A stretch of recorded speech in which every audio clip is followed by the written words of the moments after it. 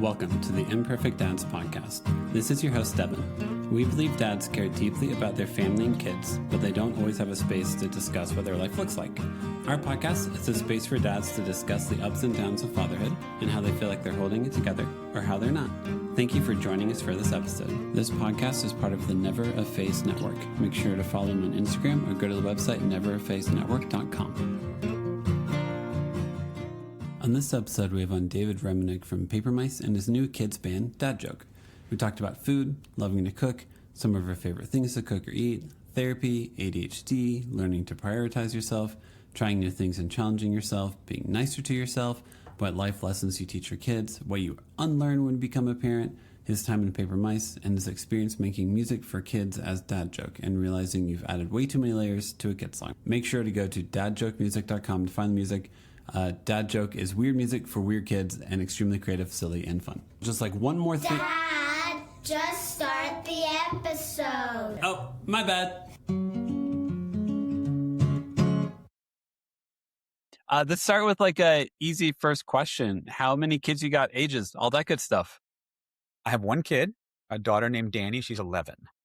Nice. How's it? Yeah. What's your life like with an 11-year-old these days? Very hectic, very busy, very fun. Mm-hmm. She's amazing and, brilliant and just so much smarter than me. And yeah, she's a rad kid. But it's, finding a balance between working and taking care of your kid. And my partner is works full-time plus, is currently in San Francisco on a work trip. And so I'm solo parenting. And so it's finding time to do the things that I want to do is hard to balance with the things that I need to do, but not going to complain. No, but it is a different, I have 3 kids and I'm a stay-at-home or primary parent. And there's a never ending to-do list. And by the time the to-do list is done, and then I'm like, okay, what's something creative I can do or something for myself? Usually it's 9 or 10 p.m. And I'm like, maybe you watch a show that you want to watch. That's right. It's a very short list of what mental space I have available at 10. Totally. No, actually, it's funny, and this may be TMI, but I had a really interesting discussion about this exact thing with my therapist yesterday. Yeah. Because I was like, with my partner out of town, I was like, I am going to do something just for me, after Danny goes to bed. And I've been wanting this video game. I'm not super into video games, but I do like a couple, and usually I only play video games with Gabrielle and my partner, but there's this new open world game that everyone's talking about and I've been following and wanting to see how it is. And I'm like, I'm just going to buy this game for myself and I'm just going to play it. And we went into this whole psychoanalysis of why. And I realized this really important thing, which is that the appeal of the open world video game is very similar to me to the appeal of writing music, right? And that these are both these just completely, there's no rules. There's just this completely open world where you can do anything you want and go anywhere. And when your schedule all day is so controlled, you have to, pick your kid up, take your kid there, you do this thing, do that.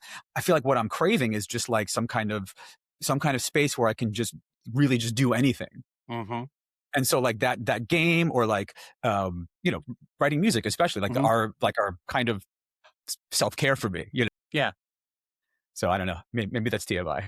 No, it's not at all. That's if it gets 10 p.m., I will play video games also. Because it's I'll usually play games in which it's single player. I don't do online games at all, really. Because it's a very simple task in which I get to playfully and have fun doing something. I've been playing through the Resident Evil 4 remake. And it's okay, here's chapters. It's going to be chapters 1 through 18. You know what every chapter is going to look like. And you're going to have fun doing this. As opposed to all right, when I pick up my kids from school, whenever they get off the bus, anything like that, how do I connect with my 10-year-old who's just had a whole day of school? And that's murky. That's not a guarantee that I can know how to connect with them. I can know how to go run through a level, complete what I need to complete, and move on to the next level and have fun doing that. So just even that simplicity of a video game is a phenomenal disconnect. So I'm very much with you of oh, this is actually healthy if I do this for an hour. And I usually, realistically, I only have an hour or two to play a video game anyway. I'm not sitting here playing video games for 10 hours a day. No, I'm with it's a good thing. And I also like doing it too.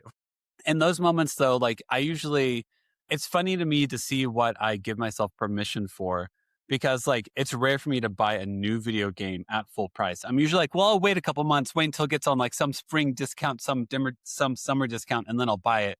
It's $30 instead of 60. It's not changing my month to month budget that much. But for some reason, like I'm like, no, don't buy it at full price. And my wife was like, I don't really care. Like, it's not going to make that much of a difference. Like, our budget isn't, if $30 ruins our budget. No, but it feels like an extravagance. It feels like spending like $60 or $70 on a video game. It's just like I remember when I was a kid and like video game was like $20 for like Game Boy game or something like that. And like, that felt absurd to me at the time. And like now, like, there's like $80 games, Yep. But like, like I bought a few days ago, I was like, I've been really just craving like, just beautiful open world games. So I bought this other game that people had been raving about because it was supposed to be the most beautiful game and everything.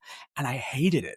It was just like, it was like there was no like hidden treasures or like, no, like the landscape was beautiful. Everything was amazing. They thought of everything except like it wasn't fun. And like, all the things that you had to do just felt like you were doing the same thing over and over again.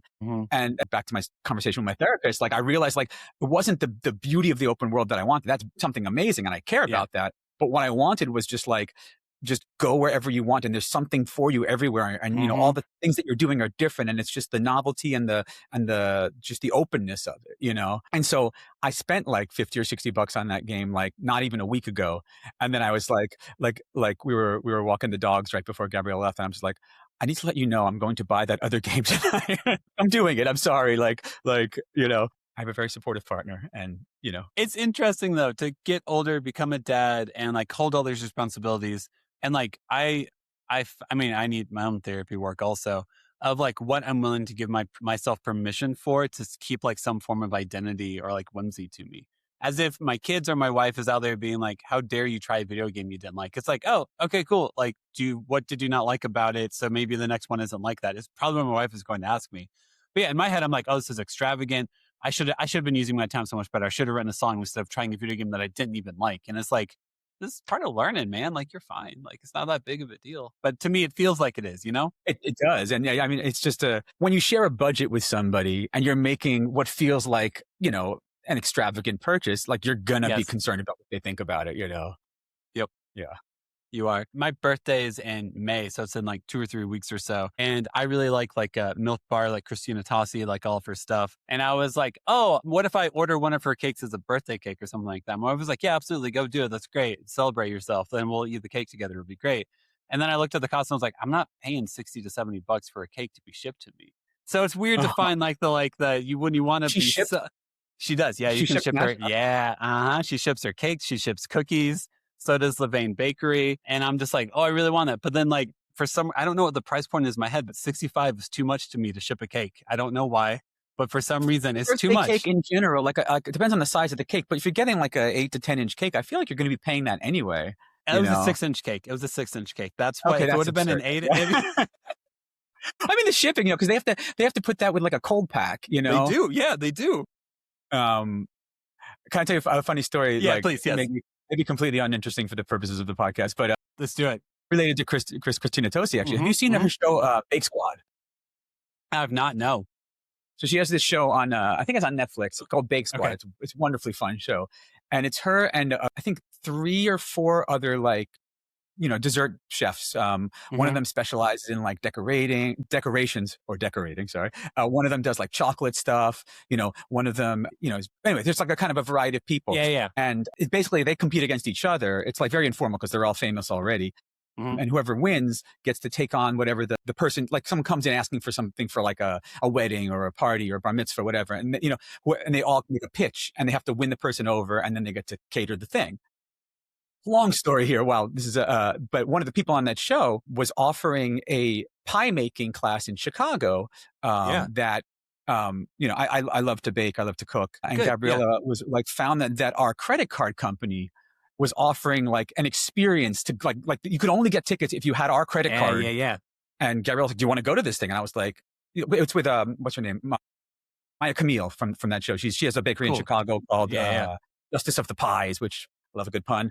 But I was like, yeah, let's do it. I'll do that. So I went to this thing like by myself. It was me and one other person, with the only people who went there alone. But we got to like meet her, and she autographed. We got her her cookbook. She autographed it. She taught us how to make these like mini s'mores tarts, I guess, that were just ridiculously good. Okay, so I've been like primary parent since 2019 or so, and for the entirety of our marriage, I've always done all the cooking, all the grocery shopping, all the baking, and everything.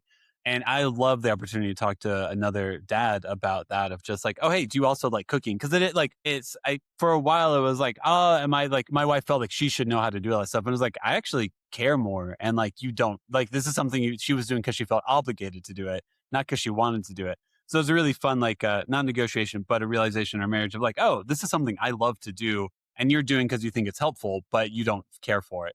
So it's been really fun to like expand in that world. Like I love discovering new spices. I will try to bake pretty much anything and just be like, cooking is my most comfortable creative outlet because it always has a purpose. Like if I write a song and I want you to connect with it and I want you to feel an emotion about it, I can't determine that, but I know how to make a cookie that you'll like. And I'm pretty consistent with that.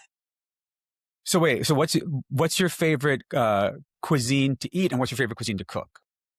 Okay, I think the one I like to eat out the most is, okay, there's a lot of answers for this. If we were just in New York a week or two ago, and because we went and saw Colbert before, he goes off air and all that, my brother and sister-in-law like work at Columbia, so they live on like the Upper West Side. So we went to an Italian place, and like going to New York and going to an Italian place or a Greek place or something like that is like one of my favorite experiences ever. If I'm just like around town and it's not a special event, I'll get Thai food out and like Asian food that I have no business trying to cook because I have no idea what the hell I'm doing. But yeah, Thai food, Indian food is like delicious to me, and I have no idea what I'm doing if I'm trying it. So that eating out is like one of my favorite experiences ever. Yeah. Yeah. What about cooking though? Cooking, okay, if I'm going to cook it myself, I got 3 kids that are all under the age of 10, so it's always ketchup and cheese focused. Sadly, realistically. Ketchup is a cuisine now. I love that. Ketchup it's a whole food group. What did I make the other day? I bought like I'll usually, if like, for my wife and I'll try to do a good protein with like a good marinade or something like that and cook it correctly, treat it with respect how I cook it. And then just have like a good rice and a carb or something like that with it. And then try to do a vegetable. And so I try to put most of my focus on the protein and making it taste phenomenal, and then kind of fleshing it out with like some basic carbs. I like baking bread a lot. So, baking some bread, maybe doing some rice or something like that with it as well. That's awesome. Yeah. I am also the cook in our house. Years ago, before Danny was born, I was in academia. I was teaching a few colleges in the area. But my teaching schedule was like, I'd teach a couple classes in the morning and then come home. Yeah. Whereas Gabriella was working a 9 to 5. Yeah. So, we were kind of sharing the cooking duties. And one day Gabriella was just like, you've got a lot more time at home. Like, why don't you do the cooking? And I was just like, well, yeah, why don't I do the cooking? And I'm ADHD. I just like hyper fixated on like learning how to cook and like watching videos on knife skills and the mother sauces and trying to learn all this stuff, and like just became like super like way overboard. And I've forgotten how to do all the mother sauces. And besides, we're vegetarian, so most of them I can't do because there's like veal stock and stuff in them. But I took on cooking and baking and everything kind of pretty seriously and really I enjoy it. I don't like weeknight cooking. I don't like having to cook. I do a lot of I'm not in academia anymore. I left a few years ago, but I teach private lessons now, and that is usually an after school thing. And so I don't like finishing up several hours of lessons and then having to cook. But on the weekends or having friends over, love making, whatever. Yeah. What's one of your favorite like dinners to make? Like, let's say it's a Sunday afternoon. You've got like 2 to 3 hours to make a meal or something like that for a solid Sunday night dinner. What would be like a go-to or something like, oh man, I'm really excited to make this? So my kind of go-to, the easiest thing for my favorite thing, I don't need to look at a recipe. I've been making it, kind of honing it for years, is this pasta alla vodka sauce. Okay. That actually has a story behind it. My mother is a retired food critic. She was a food critic on Long Island for 25 years. And there's a restaurateur out there that we became friendly with. Usually food criticism, you have to stay anonymous, like to do it right, because you don't want them knowing who you are and giving you special treatment. But through just being in the business for a while, my mom just kind of connected with this guy and never reviewed his stuff, but became friends with him. And so every now and again for a special occasion, we go to his restaurant and, he'd try to give us free food and we would overpay and all this. But my sister and I were both kind of young and we were both vegetarians. And so it was an Italian restaurant. He'd read us all the specials and then he'd say, and anything else that you might want. And so we'd be like, well, do you have like pasta alla vodka? Because we loved that at the time. And he'd go in the back, like, oh, we can make that. And he would bring up just the most delicious vodka sauce you've ever had, like not even on the menu. Yeah, you know, just because he knew how to do it. Yeah. Yeah. He also made like the most ridiculous chocolate souffle and like a cheesecake that was, anyway. Sorry, yeah. I digress. Listen, I already told you, New York Italian food is something where I'm like, this is going to be delicious. It's going to be like fantastic. So trust me, I understand where you're like, oh, dude, but this was also good. Oh, dude, but this was also good. Oh, dude, but this was also good. So I totally get it. So when my mom was retiring, I said, can you ask him now that now that you're retiring, can you I ask him for the recipe? Because, I feel like it might've been uncomfortable earlier or whatever. Mm-hmm. And so he gave my mom the recipe with the stipulation that I not share it with anybody. Yeah. And the recipe that he gave her was very bare bones. Like it was kind of just the ingredients and a very kind of, I don't know, sparse description of what to do. And so for like years, I struggled to turn this into actual food and try to make it into actual vodka sauce. And I finally, a number of years ago, probably more than a decade, figured it out. And I've been slowly kind of making it my own and adding a couple of things and changing the way I cook it. And so we'll have people over and I'll make that as the main course, a salad with this really good kind of mustard dressing and roasted broccolini. That's kind of my go-to. Nice. Yeah. Okay. Yeah. Okay. So what I'm really hearing is that next time I'm in Chicago, I need to make sure to coordinate with you for a Sunday night dinner, and I'll like make some bread or something that ahead of time to bring so we can enjoy it together. It can be any night. Yes, it doesn't have to be Sunday.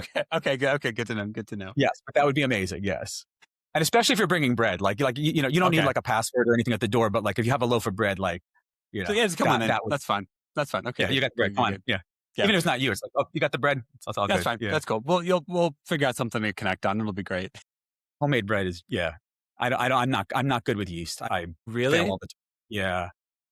I have made enough mistakes where I can predict it a little bit better now, I feel like. Because I was already baking before the pandemic. But yeah, whenever the pandemic hit, I remember going to Sam's Club or whatever and buying like a 25-pound bag of all-purpose flour and a 25-pound bag of bread flour and being like, let's do this. This is my identity now. Here we go. You're the bread guy. I was the bread guy for the neighborhood. I mean, like, what else was I going to do? So I was just sitting at home with kids. So do you ever have your daughter, like, what's your experience like if you have your daughter help you with cooking? I'm very controlling in the kitchen. I'm very much like, I want this to turn out a certain way and I need to da-da-da-da-da. So I'm bad at letting my kids help me and I need to be better at that. How are you with letting your daughter help you in the kitchen? I am mixed. When she was really young, we had this, I forget what it's called, but it's like a little tower, like a stool surrounded by sides where the kid can stand up. Yep. On. I forget what that thing was called so many years ago. Yeah, I know what you're talking about though. Yeah. And we had one of those for her and she would like to watch what I was doing or help peel the garlic. And, like she memorized the recipe for hummus and for all these things that I would make. And, but then the older she got, she became kind of less interested in doing what I was doing and wanted to do what she was doing. Mm-hmm. Recently, when I've been inviting her to join me cooking, she's actually been more interested and has been like really curious. And I'm trying to describe all the steps and what's happening. And she's very helpful. I'm just, I have some anxiety in general, and especially in the kitchen around an open flame with my child right there and with the sharp knife and everything. Yep. So but I'm getting better at that. And with me getting better and being more open, she seems to be getting more interested. I also, side note, I feel like it's an important responsibility for parents. And just side note, I did not get this as a child, to teach your kids how to cook. Yeah. My mother, being a food critic, very rarely had to cook for us because we were always eating out. Yeah. And so I learned how to cook, well after, I guess even after grad school. I was a horrible cook in grad school. Mm-hmm. And I think I think sending a child out into the world with a set of skills, empathy being one of them, being able to cook being another one. Yeah. I think those are really important life skills that I want to impart upon her. And so I realized I need to get started on that with a little more regularity than I have been. I'm with you. I learned how to cook mostly because I'm the youngest of three, and both my parents worked full time. So it was like, okay, we get home from school, and it was like, okay, I'm hungry, and my parents like, we're not going to be home for like 2 hours, so like you have to go figure it out. And it's like my mom would teach. Like, I mean, also like most of my cooking was like buttered noodles with Parmesan cheese, and like like ground beef tacos with like barely any seasoning on them, like stuff that you would expect, like a teenager to eat. A Totally. lot of, but A lot of like ketchup-based a foods. lot of ketchup and cheese-based foods, exactly. But I feel the same of like, I want my daughters and my son to know how to cook and be comfortable with it and everything. And it's just interesting to notice my own energy of like, if I'm cooking and I'm hungry, then I don't really want their help because I just want to get to the end result of being able to eat the food. But like if it's like bake, I'm actually better at letting them help me bake because I feel like they can do the measuring cup. We can teach like fractions and stuff like that. But like if it's like, okay, now I need to flip the chicken, I need to flip something in the pan so it can cook on the other side. I don't want them to go in that and like switch it over whenever there's like grease in the pan. And if they flip it too hard, then they have grease fly in their face. And I'm like, or like other cooking thing that I think is fun. I think it's really funny to be a parent and realize what you have to tell your kids because they wouldn't know it otherwise.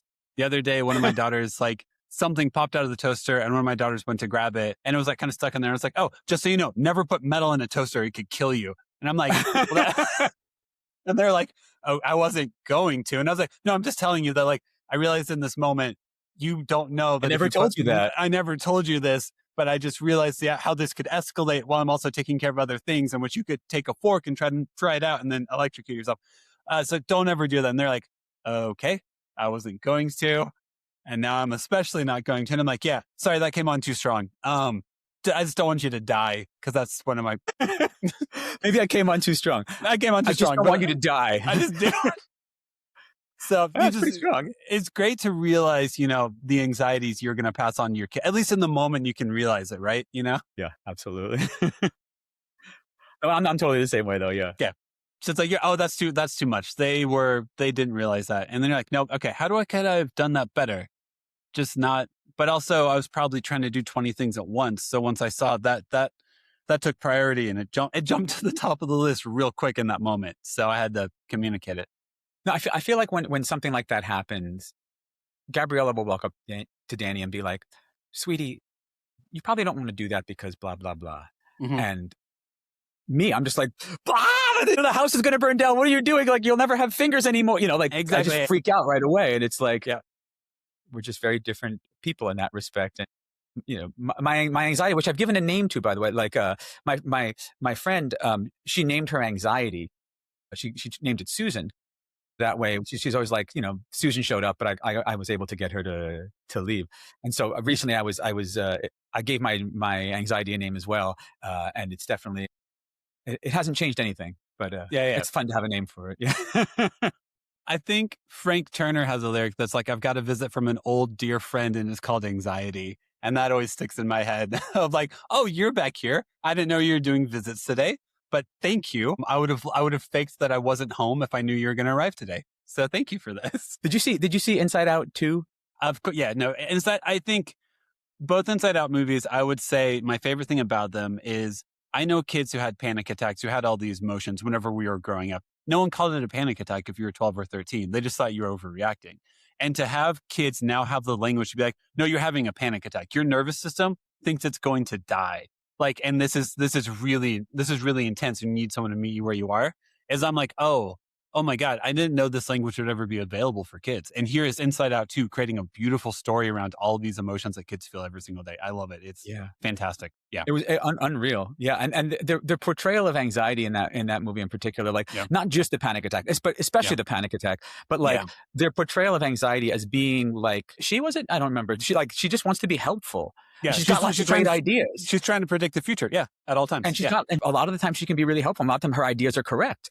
But she's just so overactive, and to the extent that when she gets all revved up into that like whirlwind, that scene for me was actually like I had a tough time getting through that scene. Like, I mean, not in a like I need to leave the theater, but like it was like really moving for me. It was like really because I felt like completely seen and like understood in that scene. I was just like, well, this is what it feels like, and this is where it comes from. Yeah, it was even thinking about Nope. It's rare to see things like that in a movie. That really just understand that aspect of you that you've struggled with for so long. And I love that in both those movies, I think they do such a good job of not demeaning like an emotion or something like that. Because it's not being like, oh, anxiety has no purpose here. Anxiety is useless. Anxiety is harmful or anything like that. It is kind of saying like, hey, when you get wrapped up in one emotion, similar to the first movie, if you get too wrapped up in joy, you're actually ignoring other things. It's like constant, how do we hold both of these at once? Anxiety does have a purpose. Anxiety does motivate you. Anxiety does make you accomplish things. It does. But like whenever it becomes too much, then it is harmful. It makes you become someone who you never thought you could become, and not in a good way. Going back to my therapist here. You're good, man. My old therapist was really helpful. I mean, my new therapist is great, don't get me wrong, but like my old therapist was the one who kind of started me on actually managing my anxiety. Mm-hmm. And one of the things that was important was kind of naming these what are called automatic negative thoughts, or ants, right? And there's all these different types, and like once I'm able to recognize that that's what's happening, like like that person looks pissed. They're probably pissed at me. Like once I can recognize that, like that's ridiculous. They call it mind reading, right? Yeah. That there's no reason for me to think that, and I can identify that as not an aspect of me, but an aspect of my anxiety. I can shut it down.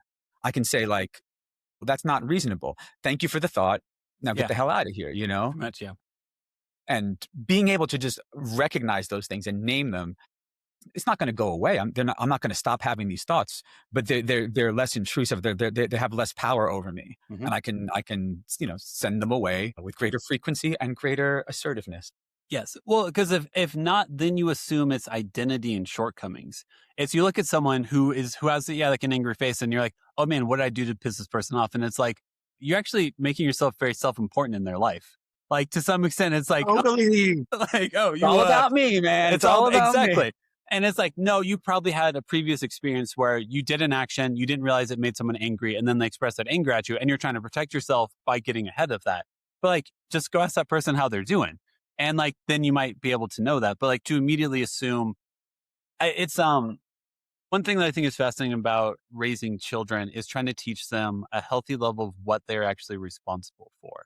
So like, I don't want my kids to feel responsible for my mood and my happiness, but also they have to understand that who they are and how they are affects my mood and happiness, but they're not responsible for my mood and happiness. So like, that is such a, that's really well said. Yeah. That's so complex at the same time though. But like, I know people who felt responsible and probably still do feel responsible for how their parents' happiness is and how they feel validated by their life.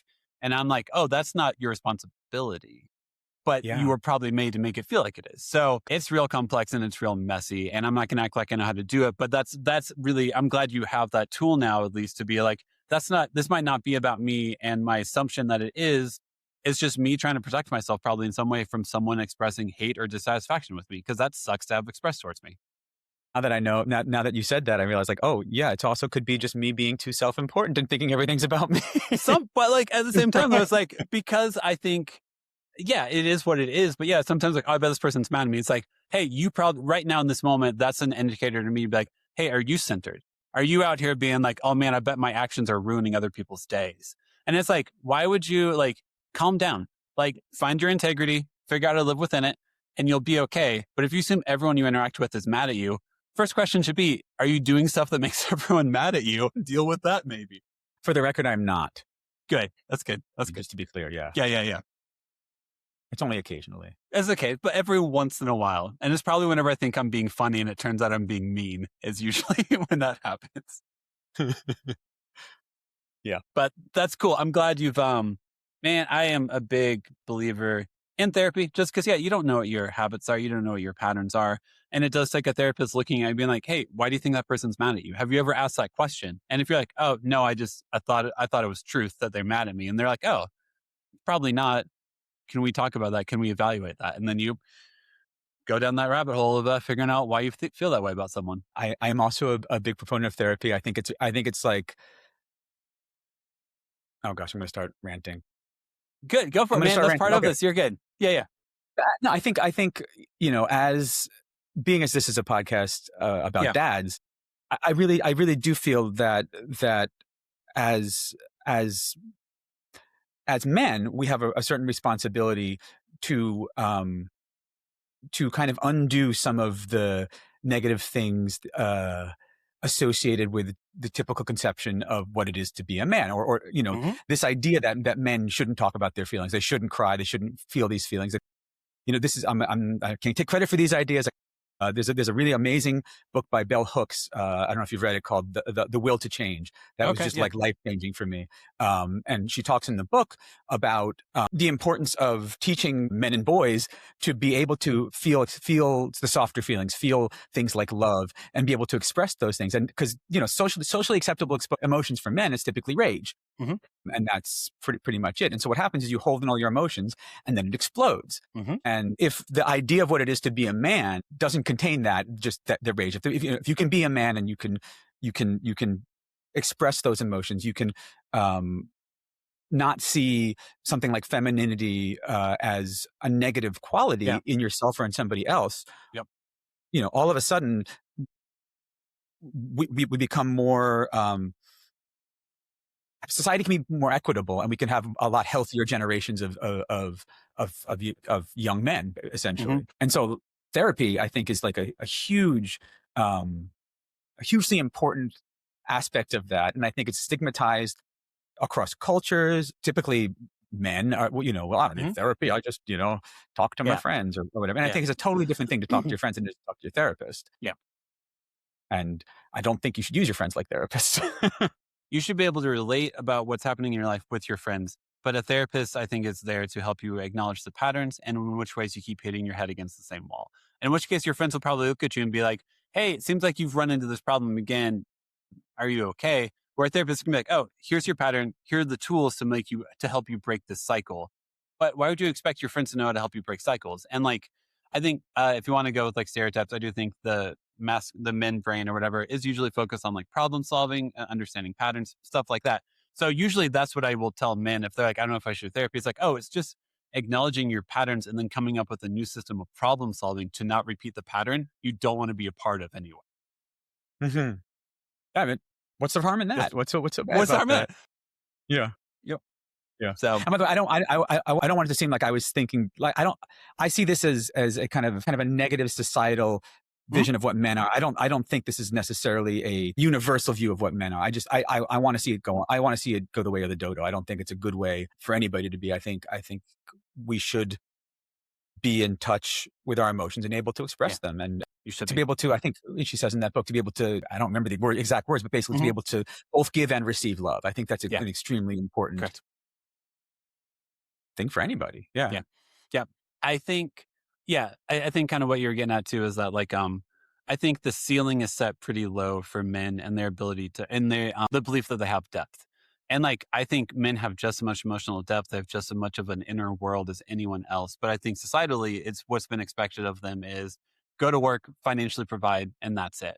And I think that's a shallow definition. I think men have a lot more to them than that. And once you start telling them hey, actually, your emotions are welcomed here, your love is welcomed here, then that's whenever you see a self-actualized man, someone who's oh my gosh, I didn't know it was okay for me to express this. I didn't know it was okay for me to go beyond the definition I had. Because for a lot of grandparents' generation, stuff like that, it was scarcity, it was survival mode. They didn't know where the next meal would come from. They weren't going to think about their emotions. They were too busy trying to think, can my family eat today? And so they lived out of anxiety and fear to make sure that needs were met constantly. And it's the reality for some people still. I'm not going to act like it's not. But if you have the opportunity to explore the depth of yourself, do it. Just do it. Don't live in a scarcity mindset. Don't live in a fear mindset. Live in a, hey, what if my love is good? What if who I am is good? And then share that with the people you love and see what happens.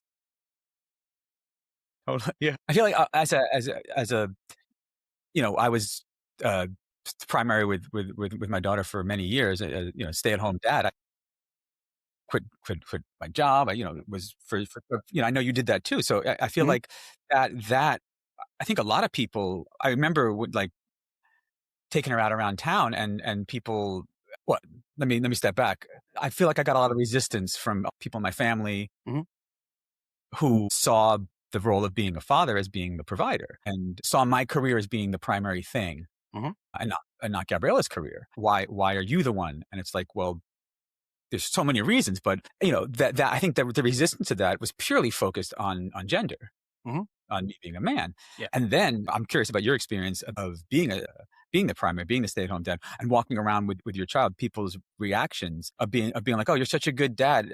Like, and it's just like, really? Like, I'm just out with my, or people, like I'm doing the bare minimum here. I'm taking my kid out. That's all you see. Yeah. And that's not like, or so the worst was like, oh, are you babysitting today? Which is, probably the least feminist thing you could say in that moment, because what you're saying is the woman's role is to be the caretaker for the child. And so you're just an employee in your own family taking care, so I'm curious if you experienced much of that, as a stay-at-home dad. I do remember like going to doctor's appointments and like having all 3 kids with me, being there by myself. Because my wife works full time, and my responsibility to the family, how I make my family better, is by taking full responsibility of scheduling the doctor's appointments, take them out of school so they can make it on time to the doctor. Like all this really basic logistical stuff that takes up mental load, but like it's your job if you're the primary parent, go do it. And like, doctors or whatever being like, oh, what's their birthday? And knowing the birth date immediately. And people being like, wow, you knew that quickly. And being like, yeah, I was there for all 3 births. Why would this not be ingrained in my head of when their birthdays are? These are identity changing moments to me and my family. Why would I not know them immediately? And I never had anyone say, are you babysitting? But I always had like the acknowledgement of like, I am walking into a more feminine space in which they are not used to masculine energy, and just trying to respect the space is basically, absolutely, and not try to ever be like, no, you need to welcome me. It's like, no, this, like, you guys need support. I need support. So like, how do we navigate this? And this is normally more geared towards feminine energy and women and stuff, because more people are likely going to be women than men that show up. So they're going to gear towards you more than towards me. And I totally get that and respect that. Yeah. Yeah. I just want to be clear. I wasn't rude to people who said that. Yeah, exactly. My response was when they say, are you babysitting? I said, no, this is my child. Yep. I wasn't snarky about it. It's just like, this is my kid, This is my kid.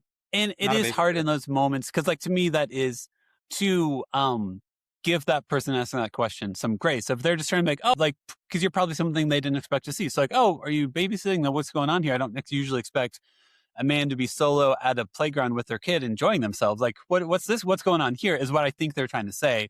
But yeah, the jerk in me wants to be like, no, I just found this kid. I took him out of a shopping cart. Like, if he sees some people screaming, I grabbed him. Like, that's what the jerk inside of me wants to say. And I'm like, no, man, they're just trying to be polite, and like, they don't, and like, totally. Just don't take it to that extreme of you being such a jerk because someone wanted to connect and wasn't sure. Like, I wasn't a jerk. Come on now. You are. I would be. I'm sorry. My dogs are barking. I'm going to bring them in here. Sorry. Good. Give me one Bring second. them in. Love it. You're good. Okay. I'm going to hold that dog. That's a cute dog. Is that like a Bichon Frise? You're right. Can I tell you her story? It's actually really funny. Yes, do it. First of all, you're the first person who's ever like correctly identified her, just like straight away. Like no one's ever gotten that before, because she's not cut like a Bichon typically is. Yeah. But so both of our dogs are rescues. The one over here, the black and white dog over here, his name is Kiko. We got him first. He was 8 months old. He was a breeder surrender. He's a Shih Tzu Cocker Spaniel Poodle mix that they were apparently trying to make a thing, which I get because he's an amazing dog. Yeah. I guess for whatever reason, they couldn't get rid of him. So they just dumped him at a shelter. I think he's got his eyes disappear into the black of his fur. So I think maybe they just couldn't photograph him well and they couldn't get anyone interested in him. But he's like, just like absolutely perfect dog. He's amazing. That's awesome. We had him for about a year, and Gabriella and Danny were just like, we need a second dog. Mm-hmm. And so we went to we were looking, we had 2 dogs a number of years ago that were amazing, but they shed like you wouldn't believe. One was a terrier, a Jack Russell Terrier, and one was a mutt. And we're like, okay, we got to get hypoallergenic dogs this time. So Kiko was the first one. And we were looking at on Pet Finder for all these hypoallergenic dogs. And this one shelter had a bunch of appointments, like a bunch of dogs, like 12 or 13 dogs that all looked like her, that had all come in at once, and they were all named after pastas. So like there was like, linguine. I think her name was like penne or something, the spaghetti. I forget which one it was. Yeah. And so all the dogs had appointments except for her. And all the dogs were like under a year old or around there, but she was 5. And we're like, do we want a 5-year-old dog? I don't know. And so we went into the place, and we had to bring Kiko along because you have to have the dog meet the other dog. You do. Yep. And so Gabriella and Danny went in to go, bring the other dog out. And I was staying there with Kiko, and I had to pee like I couldn't describe to you, like so badly. And so I'm sitting there and waiting for them to get back, and they come out.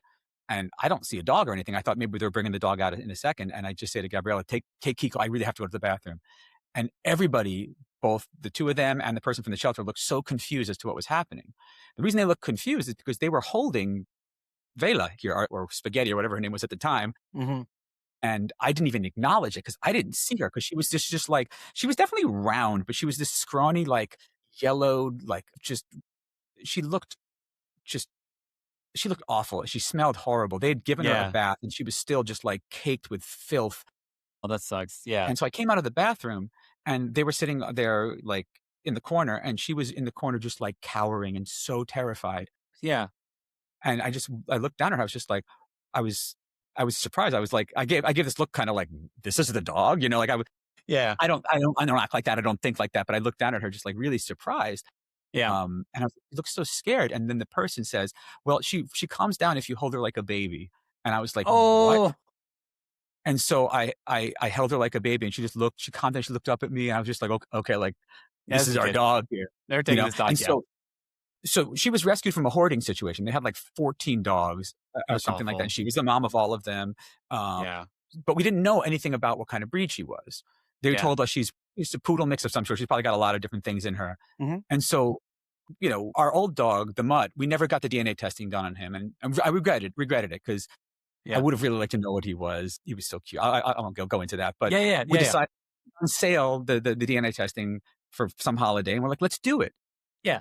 So we did it. And I remember Gabriella was out of town and we were on the phone, and I just found out. I opened the thing and they have like a family tree set up where you see the dog and their parents, and it says, your dog's 100% Bichon Frise. Both of their parents are 100% Bichon Frise. Both of their, and it was just like this Bichon family tree of all just like these little marshmallow dogs like going down. It's like, this was a 100% Bichon Frise. Like, we didn't think, I never even thought of Bichon breed I would have anything to do with. They're so like expensive and like hoity-toity kind of looking. And it turns out we had one, and she is just the sweetest, most darling they're little sweet dogs. So and now she's like, it turns out I after when we brought her home, I gave her a bath, and I remember yelling out to Gabriella, it turns out she's white. Like, I was surprised. I couldn't tell. So dirty. That's But she's such a sweet little princess now, and very happy.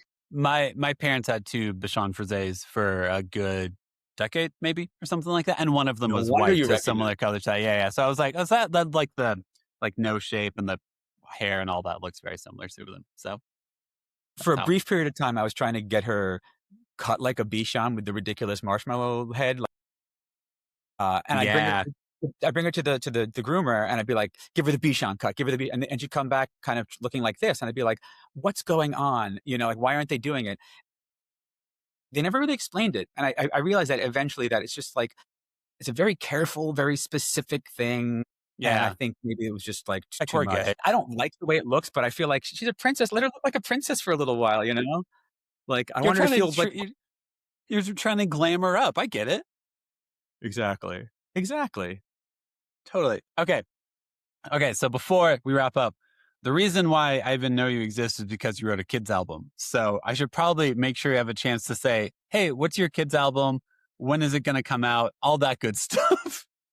Yeah, let's talk about it. So my kids' music project is called DadJoke. Mm-hmm. One word, capital D and capital J, but it's still, one word. And the album is called Fun Intended. Hopefully you get that joke, because it's a dad joke. I don't. What's the the expression pun intended or no pun intended? Yeah.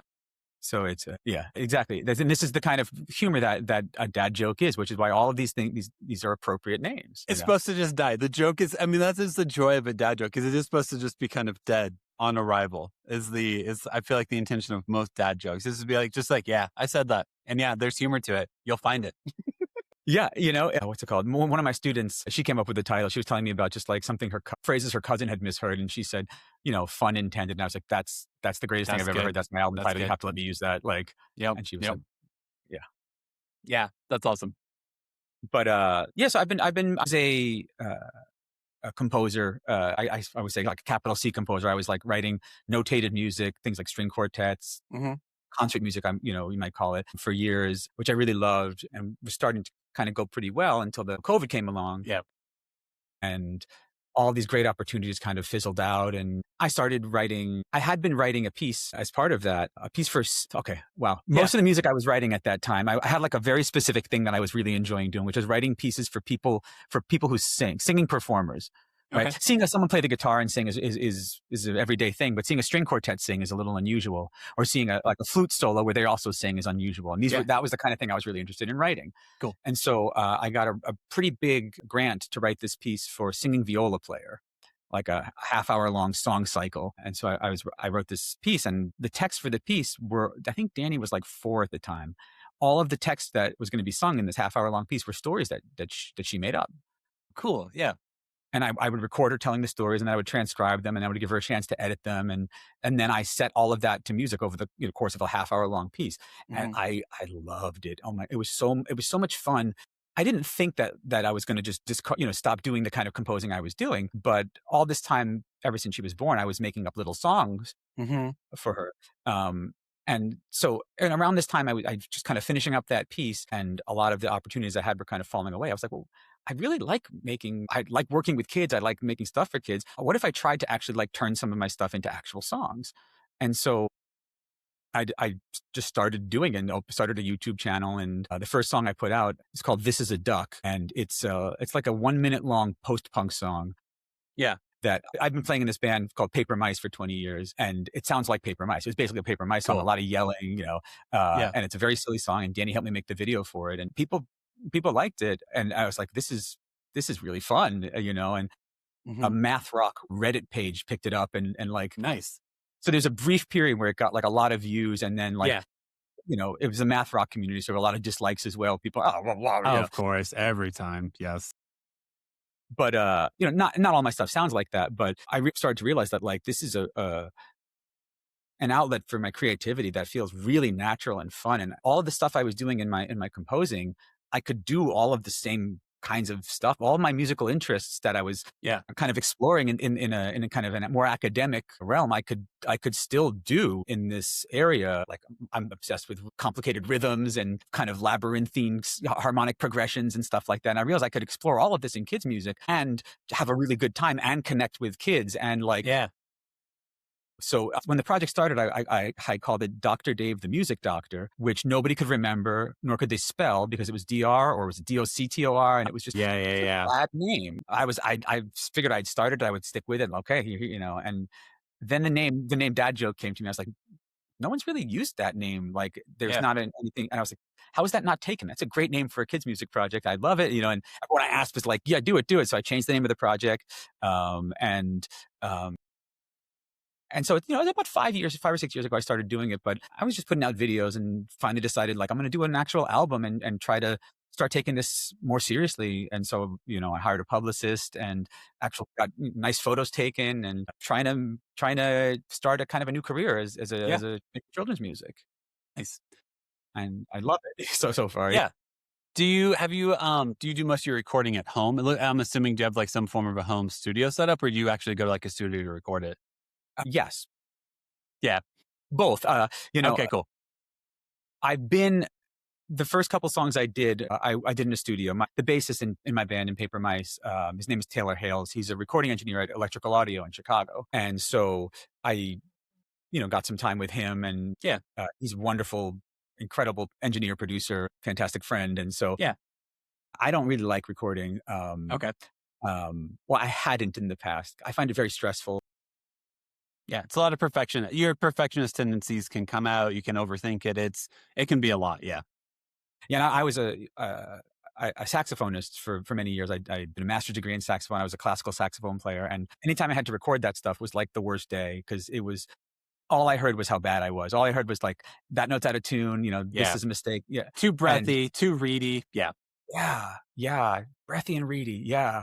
And recording was just awful for me. Even with my band, I just never really liked it. But recording with Taylor, I love. It's just so laid back. I don't feel the pressure. So, we did the 3 or 4 songs together. This is a Duck being one of them. Mm-hmm. And then I said, okay, well, I need to start getting a setup at home so I can kind of do this without having to spend so much money. Yep.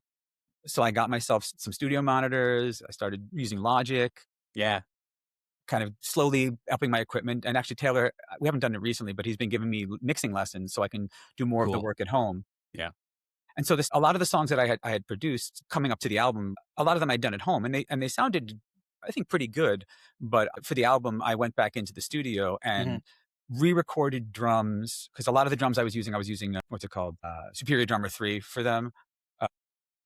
Fake drum. I mean, they're real drum sounds, but it's like, you do it with MIDI, and they sound great, but a real drummer is a totally different story. So I redid some of the drums for some of the tracks with the drummer for my band, John Carroll, who's an incredible drummer, also a wonderful friend. Re-recorded some of the guitar stuff. So I made, some of it was recorded here, some of it was recorded there, and we did all the Taylor did all the mixing for it. And so I think it's a pretty good representation a much better representation of the songs than what I had done on my own at home.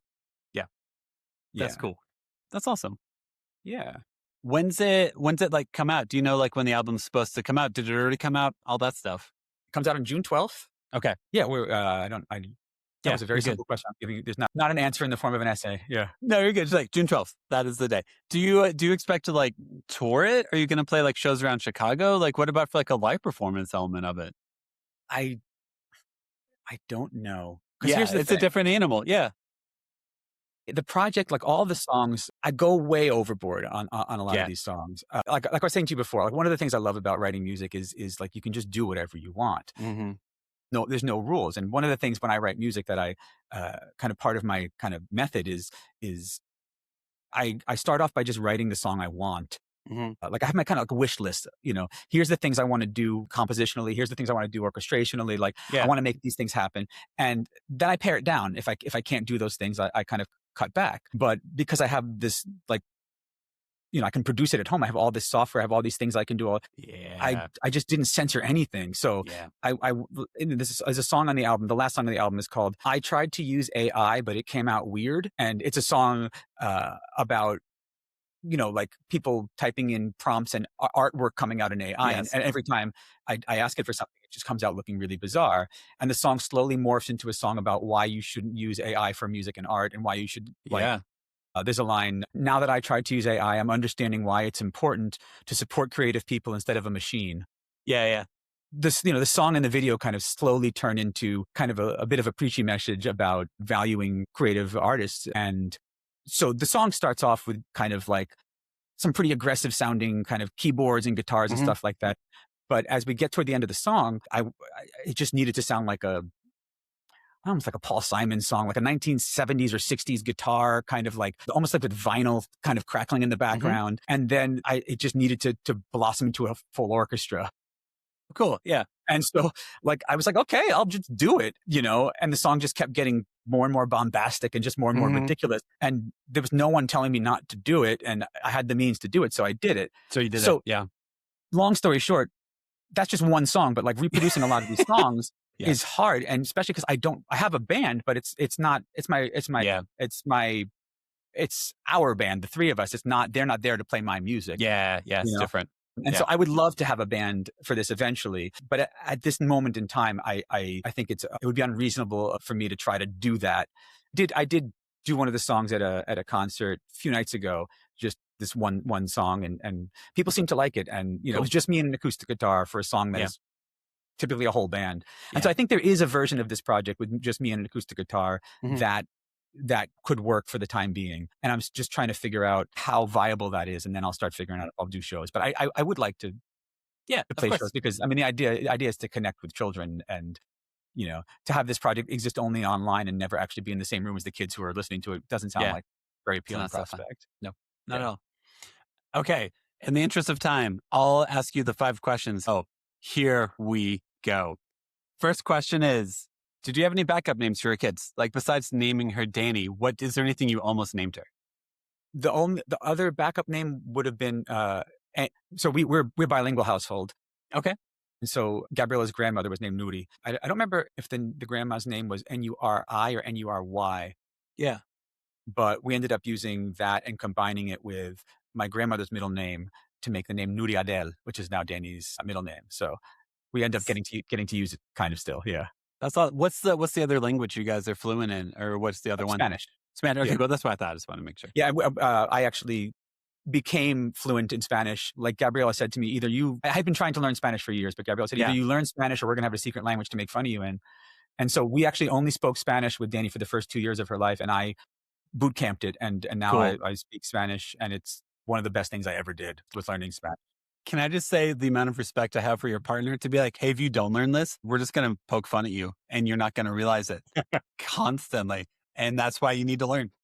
Yeah, no, I mean, like, here's the thing. I've been motivated. I've been trying for years. I wanted to learn, but it was just like, it was evading me. And this was, the thing that actually really helped was just reading books in Spanish with that makes sense. Annie, and carrying her around the neighborhood and talking to we used to live in Logan Square, which is a primarily Mexican and Puerto Rican neighborhood. And so I would walk 2 dogs with a baby on my back, and everyone wanted to talk to me. And it was a really good chance. A lot of them didn't speak English. And so they were so kind and, were very patient with my Spanish. And I just kind of blossomed over that.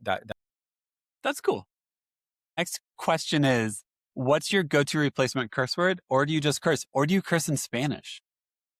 Good question. I do sometimes curse in Spanish. I'm obviously not going to say it on the show. My typical replacement curse word is forks and knives.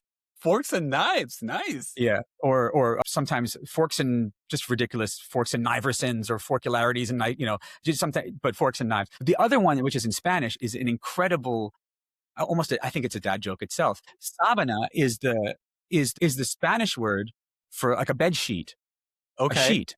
And when someone with a Spanish accent says the S word, that's what it sounds like they're saying. It sounds like they're saying sheet.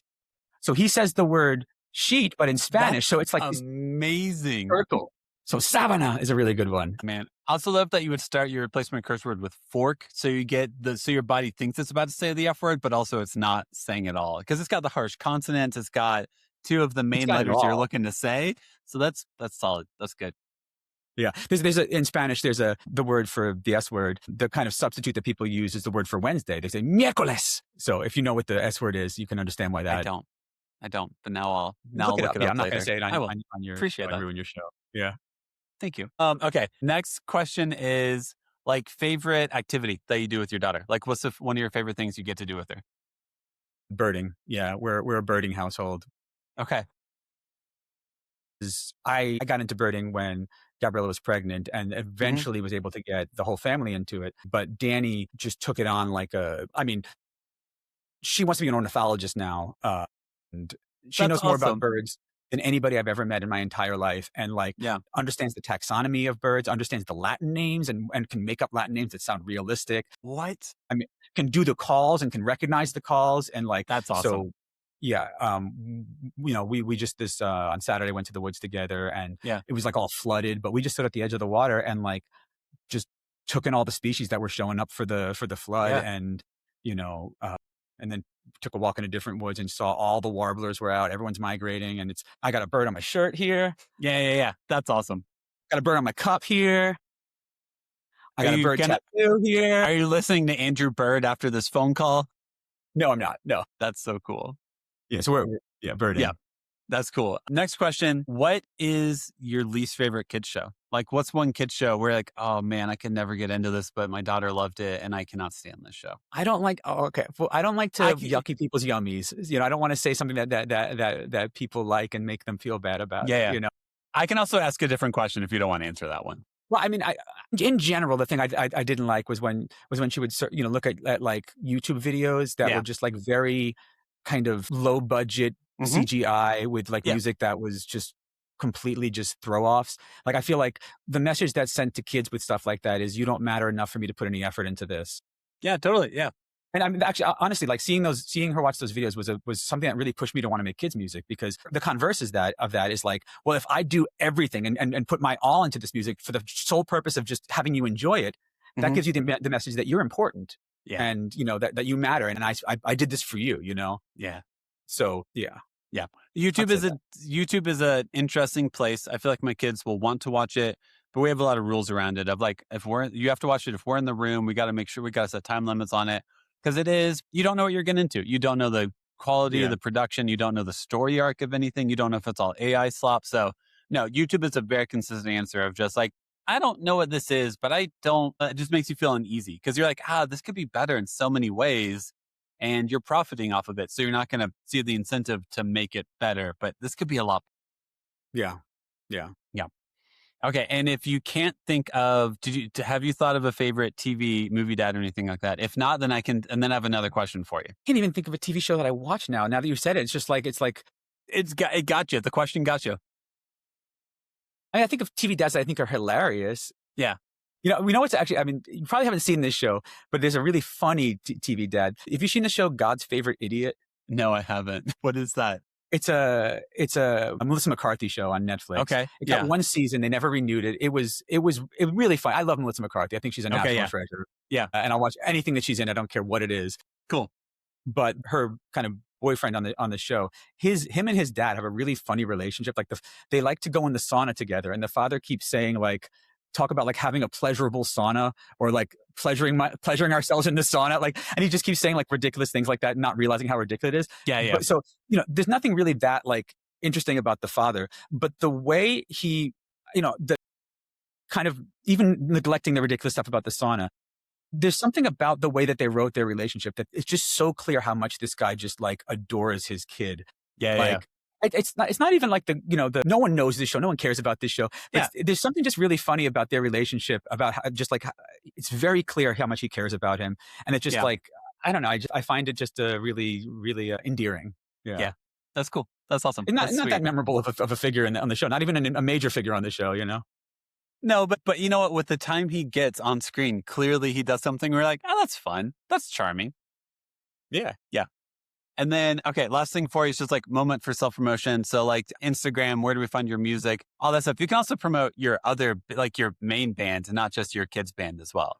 Sure. Yeah. Well, I'll start with my kids' album. The album, the band is, the project is called DadJoke.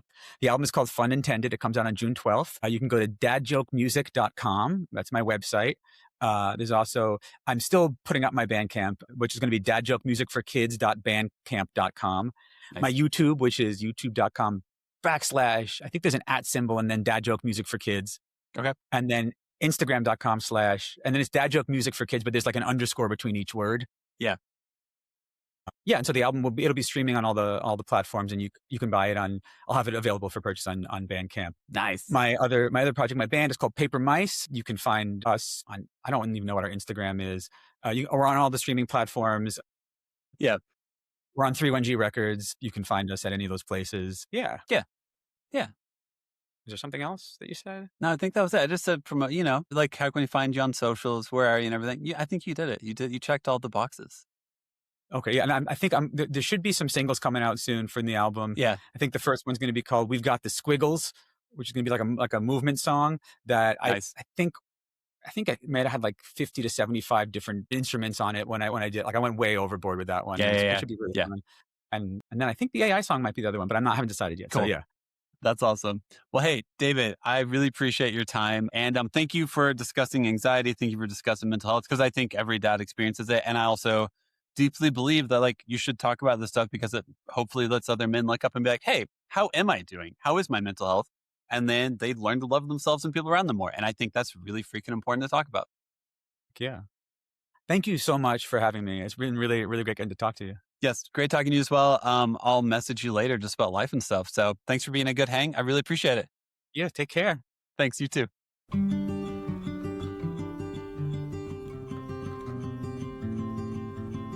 Thank you so much for listening to the episode. Make sure to follow us on Instagram, TikTok, and YouTube at The Imperfect Dads Podcast. And make sure to give us 5 stars wherever you listen to us. Music, editing, and production is all done by me. Make sure to tune in on Mondays and most Thursdays for new episodes. This podcast is part of the Never Effaced Network. Make sure to go to nevereffacednetwork.com to learn more about them.